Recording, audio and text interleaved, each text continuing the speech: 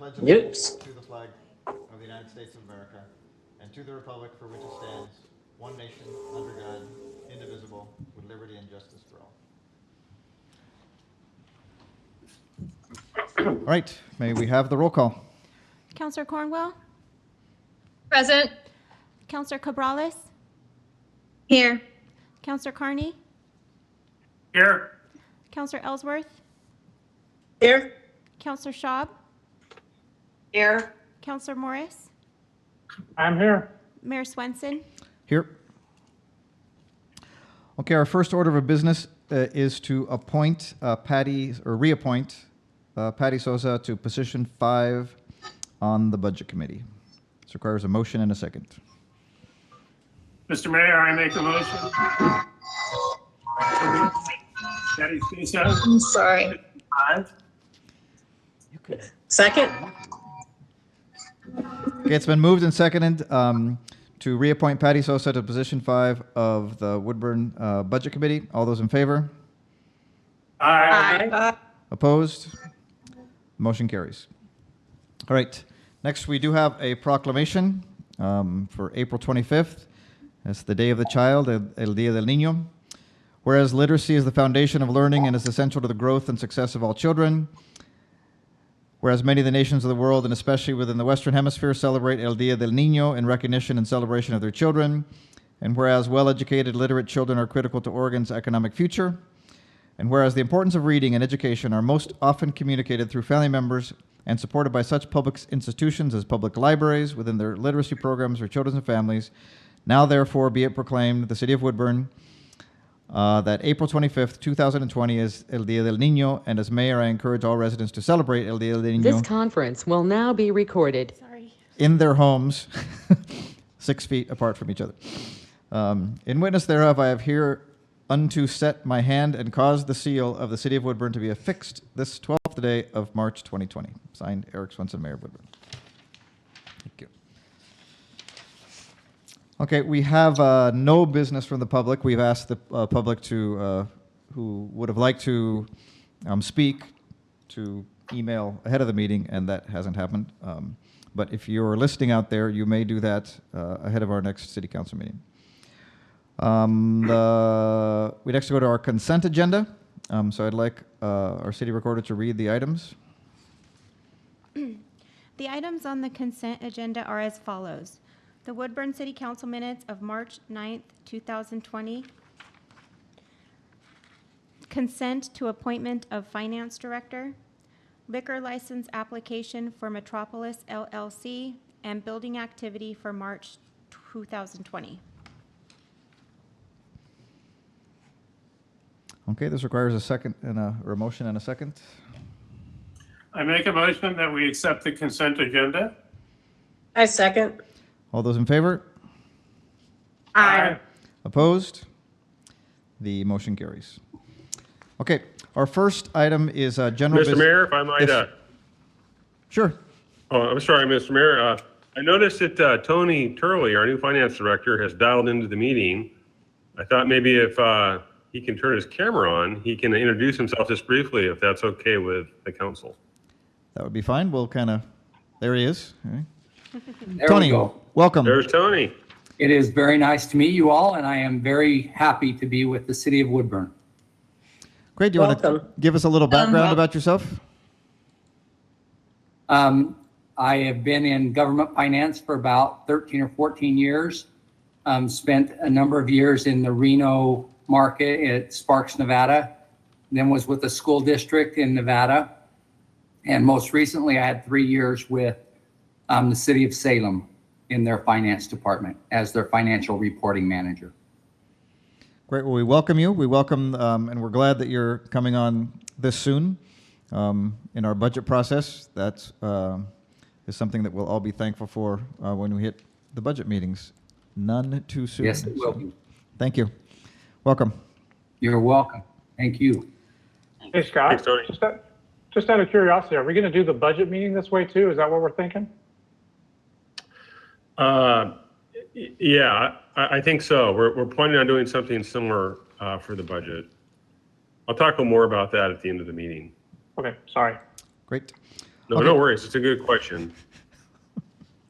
All right, back to general business. So we are taking a second look at Council Bill 3123, an ordinance amending the section 2.07 2.0 of the WDO to remove provisions that are inconsistent with ORS 197312 related to reasonable design regulations of accessory dwelling units, ADUs. So may the city recorder call for the second reading, please. Council Bill number 3123, an ordinance amending section 2.07.20 of the Woodburn Development Ordinance, WDO, to remove provisions inconsistent with ORS 197.312 related to reasonable design regulations of accessory dwelling units, ADU, and declaring an emergency. All right, if there's no objection, we will, or is any discussion on this or questions?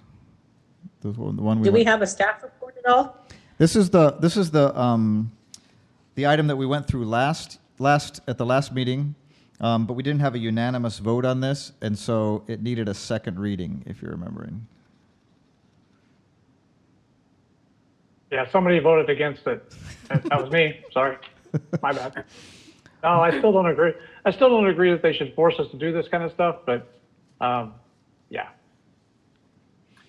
Anything? Eric, Please. sorry, Sure, it's if you not- were at the last meeting, Lisa. I just heard my name and that was it. Might have been gone at the last meeting. You've been out a that's little right. bit. That's okay Yeah, though. I've had a horrible cold. I'm hoping it wasn't COVID, but I have been sick and I was self-quarantining even before everybody else. Well, it's good to see you back. Yeah. Okay, do you have any questions about that, Lisa, or are you good with, Scott could fill you in probably. think it- Sure, just a quick overview. This is an ordinance that brings our development code into compliance with the state statute as amended by the legislature in the last session. So what this does is that it removes previous, there's Chris, but he can weigh in this if he wants to, but it removes previous conditions that the city had around parking and other things that the legislature has now preempted us on. So those laws are in effect. This is just making our WDO compliant with that. Yeah, thank you for the refresher. I just needed that. Okay. Okay, so we will do a roll call vote. Counselor Cabrales? Yes. Counselor Ellsworth? Grudgingly, yes. Counselor Carney? Yes, Counselor Schaub? Yes. Counselor Cornwell? Yes. Counselor Morris? Grudgingly, yes. All right, the motion carries. Okay, next is Council Bill 3124, about making certain additions to the Oregon Structural Specialty Code and declaring an emergency. And we have Chris Kerr to give us a presentation. Point of order. The Yes. council president introduce it, and then I'll read it, and then. Yeah. Okay, so yes, I'm sorry, we do need the council president to introduce the bill. Mr. Mayor, I'd like to introduce Council Bill number 3124. Bill 3124 has been duly introduced, and being an ordinance requires two readings. May we please have the first reading by title only, if there's no objection? Council Bill number 3124, an ordinance amending ordinance 2415, Building Code Ordinance, to make certain additions to the Oregon Structural Specialty Code and declaring an emergency. We've had our first reading of Council Bill 3124. May we now have our second reading, again by title only, if there's no objection? Council Bill number 3124, an ordinance amending ordinance 2415, Building Code Ordinance, to make certain additions to the Oregon Structural Specialty Code and declaring an emergency. Okay, so is there any discussion, but we'll hear a staff report first, I'm assuming? Mr. Kerr? Yeah, I'm happy to provide it. Thank you, Mr. Mayor. This is an item that a building official brought to my attention. This is, you recall, this legislature's been pretty busy with House Bills 2001 and 2003. One of the things that they put in the legislature dropped in the last time they went in and made modifications was they actually removed several items, and they are, what are the 3 items there? Including some things like communication towers, freestanding signs, tanks. They also took out fences, landscape retaining walls, flag poles, and these kinds of items from the regulatory authority for basically for the from the state's building code. But what they did was they said, now we're removing this authority for, in other words, you don't need a building permit for these items anymore under the state's requirements. But they left the opportunity open for local jurisdictions to continue to regulate these.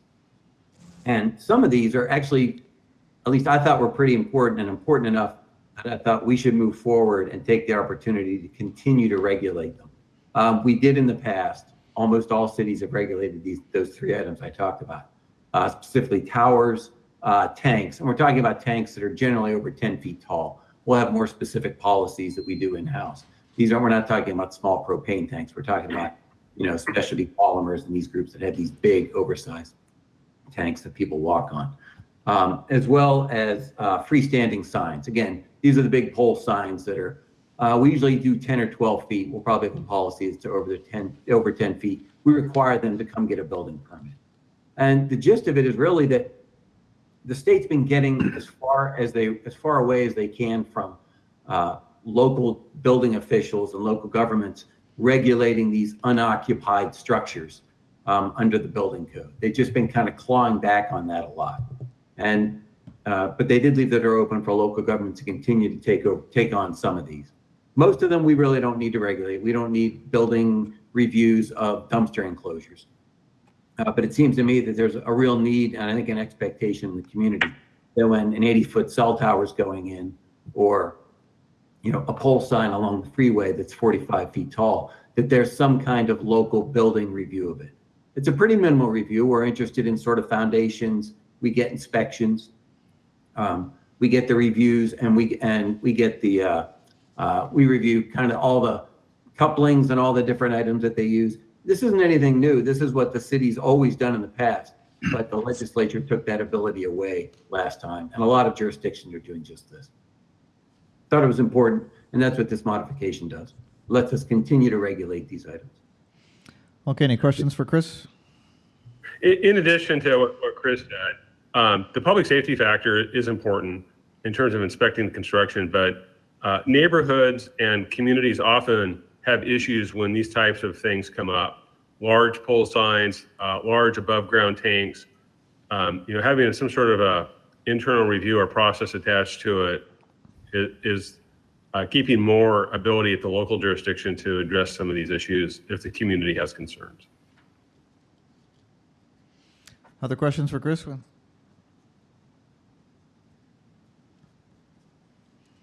I just have a comment. I'm definitely in favor of something like this. Okay, anyone else? I'm looking at the screen to make sure no one's about to talk. So, okay, well then, Council President, we can move to the recommended action.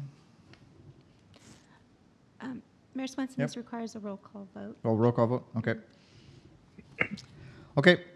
May the city recorder please roll call your names. Counselor Schaub, Sharon, you're muted. Sorry. Aye. Counselor Ellsworth, Aye. Counselor Morris, Aye. Counselor Cornwell, Yes. Counselor Carney, Yes, Counselor Cabrales, Yes. Okay, motion carries. Next up is the Community Development Block Grant Program for the Woodburn Family Resource Center Needs Assessment, which requires a motion and a second.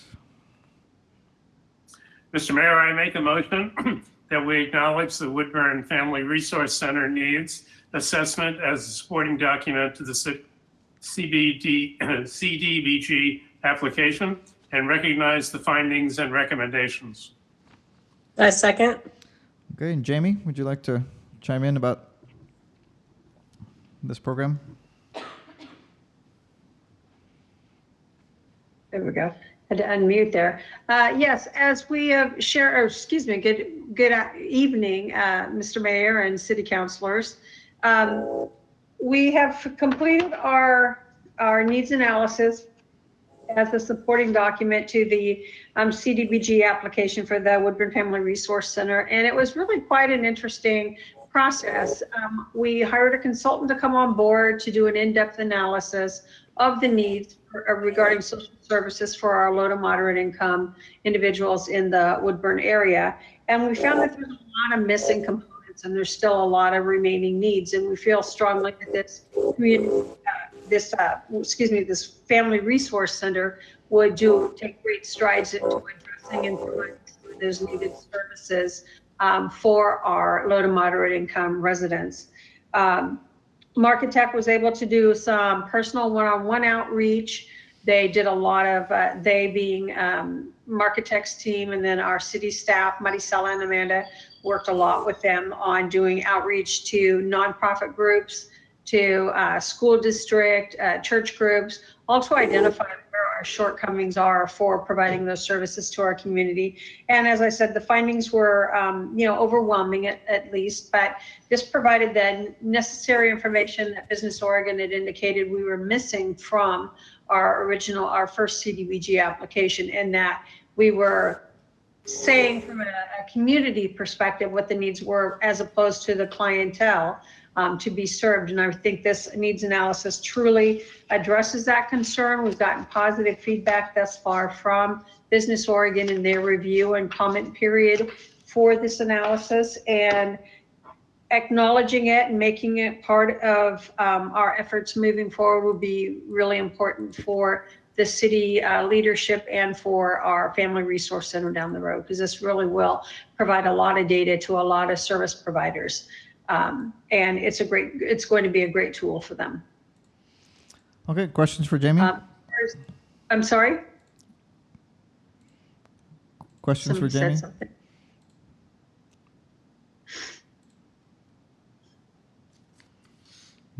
Okay, hearing no questions. It's been moved and seconded. All those in favor? Aye. Aye. Opposed? Motion carries. Okay, the next two items are call-up items from the Planning Commission. And so we have two you can see on your agenda. Approval of a design review for property line adjustment at Grading Pacific, and then the Planning Commission approval of a variance for the Salud Medical Center. Both had staff recommending no actions. Anybody have questions about those, or? If Chris, you're there, I would like to, if you could, I don't have questions about a line adjustment, but could you tell us more about the Salud Medical Center one? I hadn't read up on that, sorry. Certainly, that was a variance for some of the signage. They're redoing some of the signage at Salud, and, can you hear me okay? Yep. Part of it was that, the zoning on that property is a bit unusual. It's CO zoning, it's office zoning. Mm-hmm. There isn't a lot of office zoning in the city, and particularly in that area. And in the CO district, we don't allow changeable copy signs, electronic changeable copy signs, and they were requesting one of those. It seemed appropriate. Other ones are allowable in the district. It's sort of surrounded by general commercial and some industrial areas, and changeable copy signs are allowed in those. This is sort of a little island in the middle. It seemed consistent with the surroundings. And of course, the uses at Salud are a bit unique, and they really kind of owe towards having a changeable copy. There's different types of actual notifications they have there. Things change a lot in there. They get a lot of public coming in. I think changeable copy signs to me are appropriate for things like schools and churches and these kinds of areas, just as much as they are for commercial needs. And that seemed appropriate there. The others had to do with the number of signs that they have there and their location as well as their size. At the Planning Commission meeting, staff concurred and agreed with most of the variance request that they had there. The property is, kind of sits up high. It's up behind a berm. It's a little tough to see the building back there because it's so well hidden, which is one of the reasons they requested the additional sign. And staff was okay with that additional variance request to allow one more sign, but we reduced the size of it a little bit. I think the idea is they have that sort of unusual driveway that cuts into the berm there. And it seemed appropriate to allow a sign there, which is more a directional driveway sign to let you know how to get in, and that's the access and the salute. So that sign got squeezed down a little bit, but they're still allowed a variance from the overall sign size requirement, number of signs, and a changeable copy. The Planning Commission agreed, and I think the applicant was pretty pleased with the result. Great, thank you. Any other questions about those?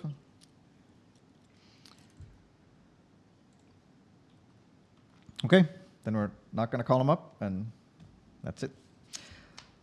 So we'll move to our city administrator's report. Thanks, Mr. Mayor. We continue to deal with the fallout from COVID pandemic. City halls and our facilities still remain closed to the public. I keep trying to talk about, when I get the opportunity, that despite our facilities and being closed, our staff's still working behind the scene trying to be responsive, ensure that we are maintaining critical services and operations. Our utility programming continues on. Our wastewater facilities continue to function with rotating crews and kind of a new operating way to protect our staff and ensure that those services remain. Police department continues to be out on patrol, continues to be responding to crime. I've asked the police chief to give us an update here in just a moment on the activities of the PD, which is our first line responders here at the city of Woodburn. So we're doing, I think, the best we can. We feel pretty good about how things have operating so far. There's a couple things that are bearing down on us. Somebody mentioned the budget earlier. Our budget, we do have a completed draft budget now that I'm starting to work through, which makes me feel really good. But we've had to make some budget assumptions based on sort of the pre-COVID crisis historical information on revenues and expenses. And we know that those aren't going to be accurate going into the new fiscal year. We don't really know how we're going to be impacted financially by this event, but there will be a financial impact for sure. We're looking at hotel motel taxes. We're looking at gas tax. We're looking at business license fees. We're wondering about utility revenue, URA funding we're concerned about.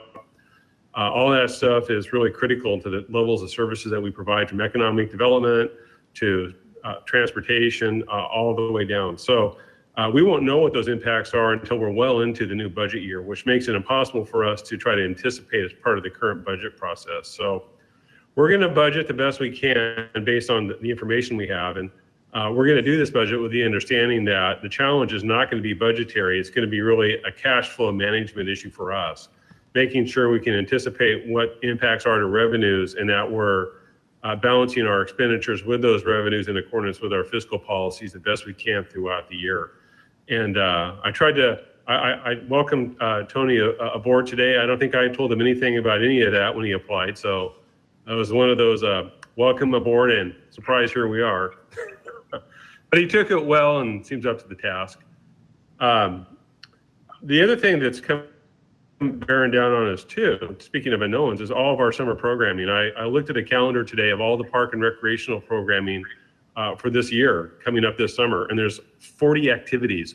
Some of them are very significant, from youth soccer to 4th of July fireworks to all the various events and programs that we do. The big one, of course, is the Fiesta. And so we love the Fiesta. We're passionate about the Fiesta. And the idea of us not being able to have a Fiesta because of social distancing restrictions is, we're having a hard time wrapping our head around that. We're having conversations with our sponsors now. Our sponsors are expressing concerns, and we're losing sponsorships for the Fiesta this year. But we are committed to having a community event of some kind. We're talking about, can we do the Fiesta? Do we have the resources if we don't have the sponsorships? And what's that going to look like? The parade, is also a big part of that. And so, we don't really know yet what all of these programs or what's going to happen to the Fiesta. But the time is drawing near where we're going to have to make some decisions about some of these programs, and whether or not we can make financial commitments without sponsorships, and in light of the fact that we may not even be able to have the events. So we're doing the best we can. We're very committed to keeping our programming, the community, they're very popular in the community. We love doing it. Sort of most people's interaction with our local government is through some of these programs and services, and we really value that. And it's very sad to think that this year we may not be able to do everything that we want to do, although we're committed to doing as much as we can do. And I'll be in touch with the council and all that stuff as we try to cross these bridges and keep everybody in the loop on what's happening there. And then before I turn it over to the chief, I'll say that this morning, the Salem Hospital Legacy police chief, myself, and the mayor started working on another public service announcement that was prompted from Salem Hospital, just reminding people about social distancing, to stay home, stay alive campaign, and the governor's directive on that. There was some concern that people, with the nice weather out and how tempting it is to get out, that maybe people were starting to ease up a little bit. And so this was just a reminder that we're not quite out of this yet, and that the more that we adhere to the rules, the faster we will be out of this, and the fewer people will be impacted. So you can see that come out, I think later this week, maybe even tomorrow. Tommy's hot on it. In fact, while we were talking here, Tommy was talking to me a little bit about getting that put together. And so with that, I'm going to pitch it over to the police chief to talk a little bit about what he's seen out in the community, and what is starting to change in Woodburn from a police department standpoint. So Chief, take it away. Thanks, Scott. Hi, Mayor and Council. Jim Ferris, your police chief. I hope you can hear me okay. Very good. Things in the police department have been working just fine. Luckily, fingers crossed, we haven't had anyone ill within the police department. We're really concerned about that. We've been taking extreme measures to keep people separated, working alone when possible, proper spacing and social distancing within our building. We have a professional cleaning service that comes in multiple times a week and cleans the building, sanitizes all the touchable surfaces and things like that. So we're really taking great steps to keep our staff healthy, because if we lose a handful, we could be in deep trouble real quick. So that's all working fine. Within the community, we're seeing really good compliance with the governor's orders, which is very heartening. We're glad to see that. Today, when I was out and about driving around, I happened to drive by Wells Fargo up at Safeway, and people were lined up around the block, properly distanced, and they're going in a handful at a time, which says that people are listening and they're complying with the orders. So that's a good thing. We are seeing some changes in terms of crime within the city. I'll give you the good news first. Burglaries are down by more than half compared to the same period of time that we've looked at last year. So that's a good thing, and that, as you could probably deduce yourself, is a result of more people are home, so there's less opportunity for burglary. So that's a good thing. What isn't so good is that child abuse, domestic violence, and suicide have all, we have noticeable upticks in those, and that's a concern. We think that the child abuse numbers, even though they're up, we're not getting an accurate picture, because with school out of session for so long, we really depend on teachers and school administrators and staff and our interaction with our SROs in the schools to be able to identify those cases and potential victims, and we're missing that because school's out of session. So we don't think we have an accurate number on that. We think that if school was in session, we'd actually see the numbers increase. So we're working with our partners like Liberty House and Lions for Life and Center for Hope and Safety to try to bring resources to bear and incorporate Woodburn into the work that they all do. So that's a very good thing. I've been working with the Oregon Chiefs Association and the Oregon Sheriff's Association on the COVID-19 issue from a statewide perspective as it affects Woodburn. We've had great cooperation from our public safety partners locally Chief Budge and Sean Barrett at Woodburn Ambulance and the chief, of course, at Woodburn Fire have been really good partners. We exchange information continually. And Sean has actually provided us with personal protective equipment as our number of equipment have dwindled.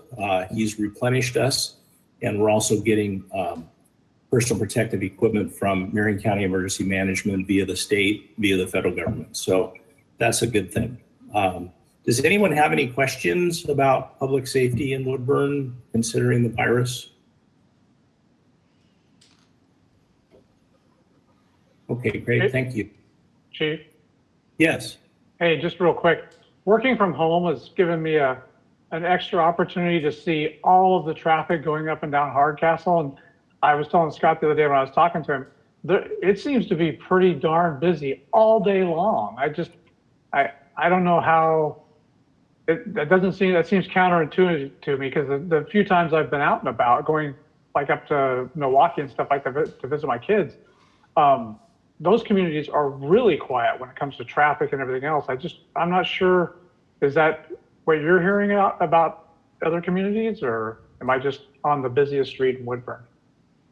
No, that's a great point, Counselor. And what we think is happening, because as we're out and about on the main arterials, like 99 and 214 and I-5 and other busy, big major roadways, we're seeing less traffic than usual. But on the feeder streets like Hardcastle, Young Street, other feeder streets that feed into 99 and feed into 214, we're seeing more traffic because there's more people home. And that's the route they take for services, from grocery, gas station, medical appointments, things like that. So we think that's what's happening, is people from neighborhoods are going out to feeder streets to get on those main arterials to do whatever it is they need to do. But I'm just glad. I'm glad people are getting there. Not being attentive to the traffic laws, and we are concerned about that.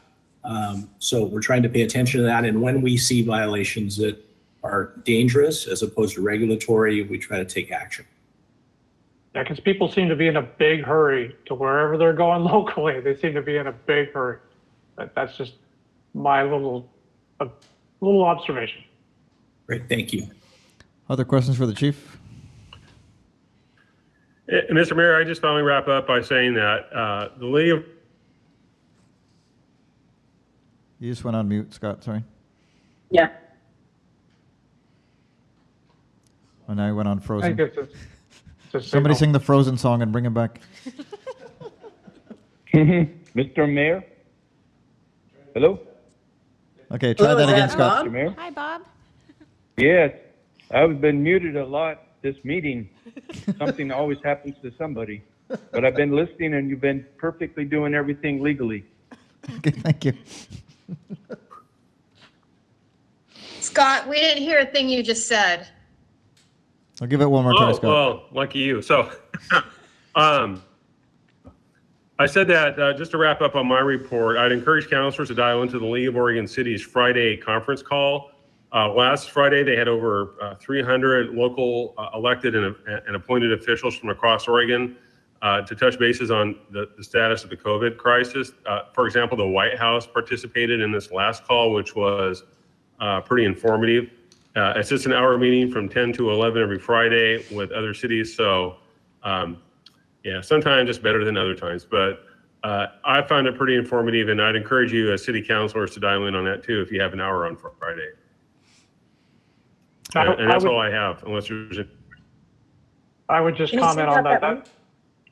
Go ahead, Eric. That's a good conference call. Once it gets started, it's kind of challenging to stick it in until they actually mute the call and stuff, but it has been good, and definitely interesting hearing from a national perspective down to the local perspective. It's been worth, I've been on it 3 times, I think, in the last 4 weeks. So yeah, worth dialing in if you can find the time to get on. Okay, let's move to council reports. I'm going to just look at the screen and call on people so we're not waiting. Sharon, you're on my top right. Would you like to let us know how you're doing and anything from Senior Estates? You look fabulous. Oh, thank you. Well, the green and red signs or papers that are in all of our windows. I think there was an article in the News and Views about it. And so when I drive around, I see all of these green papers in windows and in the estates. And it's just fantastic that the cooperation and the community really pulled together on this. And I commend, number one, our site manager and some of the board members. I thought, they really acted. And Kathy Hiller, editor of the newspaper, of the News and Views, they really pulled it together at the last minute to get these out. And they've been out for a couple of weeks now. So if you happen to be driving around, you see all these green papers in the window, you know that everybody's okay. If there's red, then there's a need, some type of a need, or they need help. So anyway, that's been very interesting.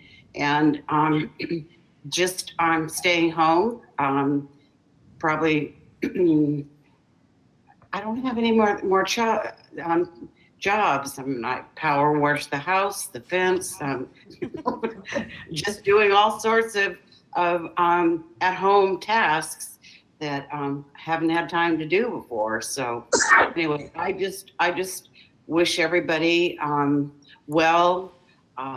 Stay home, stay safe, wash your hands, and let's just hope and pray this will be over. I don't think it'll ever end. I think that COVID is going to be around for a long time, but I have faith that we Americans are pretty nifty people, and I know we'll get through this. Thank you. All right, Eric, you're the next person. Anything to add to your observations? No, but I can tell you there's some fast cars on my street. Boy, if I could get out there. Sorry, I digress. No, I would just echo what Sharon said. I just hope everybody stays healthy, stays home. Working from home, I think it's everybody that goes to the office every day's big dream to work from home, and heading into week 4 of working from home. I'd like to go back to the office as soon as possible so we can try to get back to normal. But like Sharon said, I think normal is going to look a lot different as we go back. But try to keep spirits up, try to keep a sense of humor, and stop watching the news. If you want some entertainment, I watched the president's press conference this evening, or late this afternoon, listened to it, and it was, Saturday Night Live's kind of hit and miss, so it's always entertaining. So anyway, best to all, and if you need something, I'm here. All right. Debbie, you're the next one I see. Eric, you should order that that speed monitor thing that you can get from the police department to put on your street. Okay. The Chiefs hooked me up a couple of times with that. Yeah, it's I don't know what it is. It's tuner cars. So. Yeah. Okay. Well, nothing really on my end. I just really want to let people know if all are, I've more than anything been wondering if everybody here on this call has already filled out their census. And if you haven't already done so, please, please, please fill it out. I know it's perfect. Perfect. I see thumbs up. Thank you. And everybody at home, if you haven't filled it out, please, please, please, I urge you to fill it out. You should be getting something in the mail if you haven't filled it out through the internet or through the phone. But if you have any questions, anyone can reach me, and I'd be more than happy to help. All right. Thanks. Mary Beth? I'll tack on with Sharon and Eric. Just everyone, I want you to stay well and stay at home as much as possible. And I am getting out, so if any of you ever need an errand run, just let me know, because I am pretty fearless, but that may be pretty stupid right now. People are driving way too fast. They're in a big hurry to get wherever, and it's pretty disconcerting. I agree with you completely. And I almost threw myself in front of a U-Haul truck today, honestly, on Front Street, because he was coming so fast. I'm working part-time in Aurora. I'm keeping busy doing that. But what's out, it's really a big change scene for me. I'm really kind of confused as because I was subbing all the time. So it's difficult, as it is for most of you. Everybody has some changes going on, but I'm hopeful that through the change, it will be, exciting. As we come out of it, we'll appreciate our freedom more. It's good to see everybody, and that's all I have.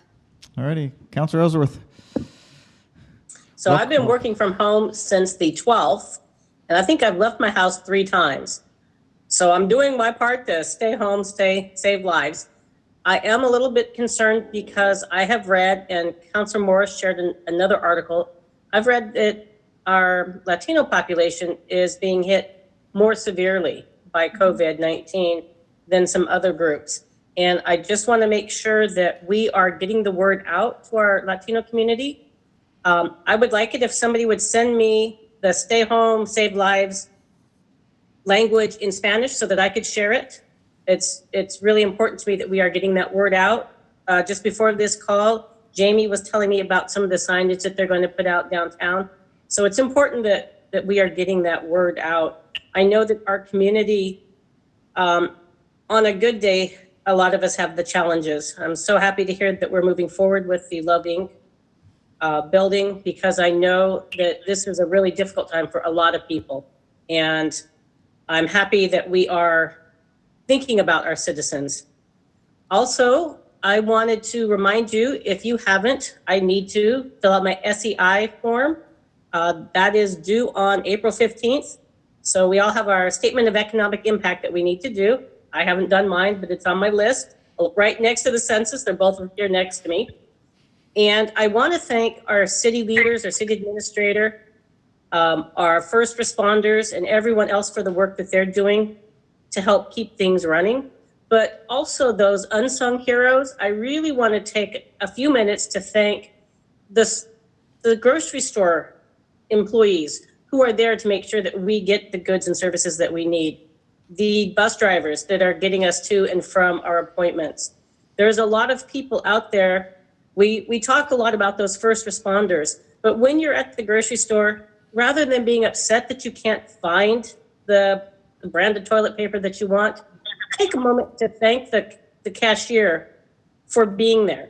Take a minute to thank the manager for staying open. I know that they're doing everything they can to keep the shelves stocked and to keep our city going while the rest of us are staying home. I just wanted to make sure that we're telling all of those people thank you so much, because it's not easy for them to go to work when they're in fear.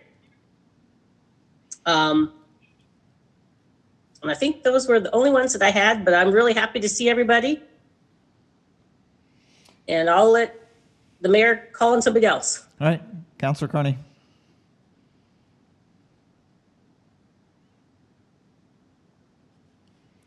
Just 2 things to echo what Councilor Ellsworth said regarding the work of our administrator and our very competent staff, and also the other people that are supporting us. And I'd like to shout out a welcome to Tony. Welcome aboard, Tony. That's it. Thanks. Well, I told the city manager that I haven't been this busy since I was a high school principal. There's been days I've been on Zoom and I go upstairs for lunch and then go back on Zoom, and then was so happy when the weather broke so I could go outside on Zoom. That was a big thing. But as you can imagine, I've been just trying to stay updated and in contact. So not only the League of Oregon Cities, but there's when this started, there were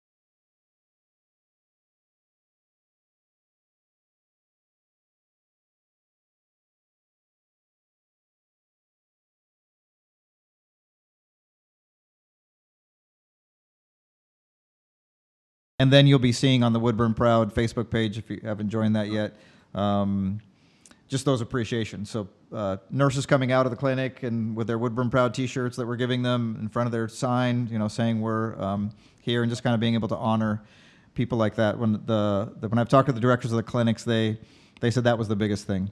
And then even those, if we can get gift certificates for them to pick up something at home, a lot of them are not overpaid by any stretch of the imagination, and they have family members that may be out of work, and they're on the front lines, risking their health at the same time.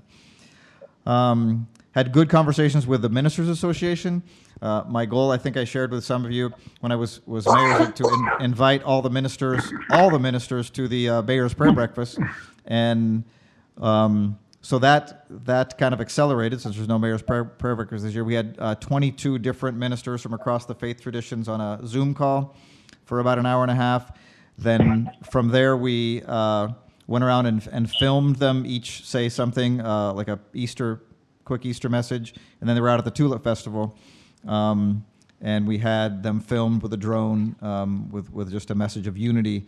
So it was really interesting to see the Mormon bishop and the Catholic priest and the Episcopal rector and the evangelical reverend all in one place and talking to each other, and also just kind of getting that's a group of people that needed something too, because they're feeling a lot of pressure with all their congregations. So I penned a letter to the people in assisted living. Of course, my father was in assisted living for 6 years, and I would just imagine myself trying to communicate with him on some device that his caregiver had, and like trying to, I couldn't hear him very well, and he couldn't hear me face to face, right? So if I was communicating with my father in this situation, that really got to me. So I wrote a letter to the people there pre-Easter and really said the whole community is thinking about you in assisted living, and the pastors are praying for you. The businesses, I can tell you, the Chamber of Commerce, and of course Jamie and Amanda and Omar from Pecun are really helping the businesses. I've been checking with lots of them, and when they tell me like, oh yeah, see, llegó Amanda, like Amanda came to visit me, they were like thankful for that, and they're getting direct help, I can tell you, from Jamie and Amanda and John Zobrist in just applying for all the aid that's out there and understanding what it is and going through those processes. So I'm feeling like our businesses are being very well taken care of by our city and our Chamber of Commerce and our banks. Lots of the bank people are members of the chamber, and they're really working overtime getting people those and working with businesses for the PPP loan. So that's been great stuff. The city manager and myself and the school superintendent had a call with Wave Broadband because Woodburn is especially struggling to be able to deliver online education to students because so many of our residents don't have the internet. And the discussions were positive for a while. We felt like good. They were going to give everybody two months free and then $10 a month. But then but to get that was kind of a hassle. You had to apply online and upload documents to prove you were low income. And so the school superintendent's still trying to work with them, but we're going to be reviewing that, I think, as you saw in the letter from the city manager, about our needs for internet at this time. So those, I think. No, and I want to shout out to Debbie too, because one of the videos we in the midst of all this, it's the census, right? And one of the three things the census does is they know. It's important for them to know how many people we have in a crisis like this. So when we get federal aid in the middle of a state of emergency, that matters. And so if there's 5,000 people more in Woodburn than we've counted, that's 5,000 less, percentages of dollars that's here. So it's real important for even in the midst of this crisis to keep letting people to know that it's important to fill out the census. So that's what I've got from here. Anything else for the good of the order?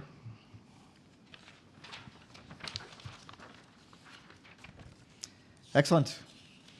All right. Well, then I will entertain a motion. Scott, remind us, our next meeting will be. I'm sorry, Mr. Mayor, I heard my name. Yeah. So we have agreed to meet just monthly, correctly? So our next meeting is. Yeah, we're going to conduct the first normally scheduled meeting of the month. So it'll be the second Monday next month. And then the second meeting is then postponed. I don't have my calendar in front of me. I can't give you the exact date. May but 11th? It's the normally scheduled meeting that we'd have. Okay, so May 11th. May 11th. And then our budget And what- meetings will be. Yeah, go ahead. That was my question. Thanks. We're still working up and down a budget date. Okay. So we're hoping to square that away by the end of this week. We also need to make a few more decisions about how the meeting will be structured. It's going to be pretty difficult, I think, to go through a budget meeting in this format. So we're still talking all that through. We'll have a date for the budget committee meeting very soon. And then April 11th will be the normal city council meeting where we will be making a presentation on some economic development opportunities for Woodburn. So this is, Jamie will be on the hook for doing a presentation on that, and we'll see how well the presentation goes in this format as well. Okay. All right. Well, let me echo. It was all good. It's all good to see all your faces again too after this long time, and it's good to know that everyone is well. So. Good. All right. Well, I'll entertain a motion for adjournment. So moved. I move we adjourn. All right. Second. I think Heather got all that. So. All right. All those in favor? Aye. Opposed? Motion carries. We are adjourned.